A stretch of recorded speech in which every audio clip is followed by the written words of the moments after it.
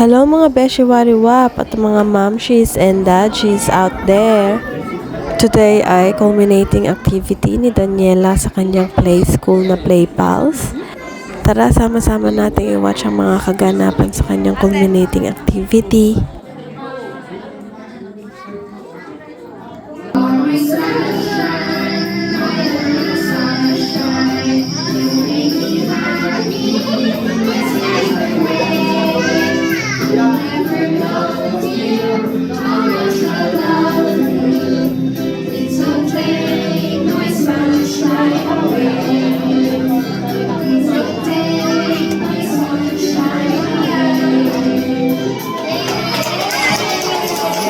First time experience ni Tata ang ganito kasi walang ganito sa Australia.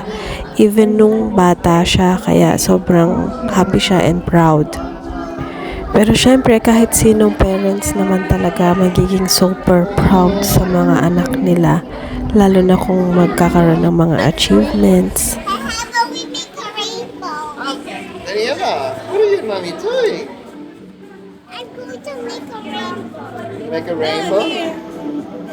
Meron din silang pa-activity na bouquet flower making, coloring for kids and parents. Then, kids to give it to their mommies. Mommy's not very good at colouring in, is she? It's your turn.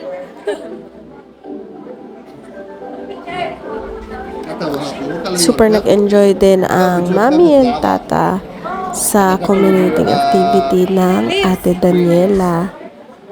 And here, ito na yung bigayan ng flowers sa mga mommies. And super proud talaga ako kay Daniela dito. And that's it for today. Thank you for watching.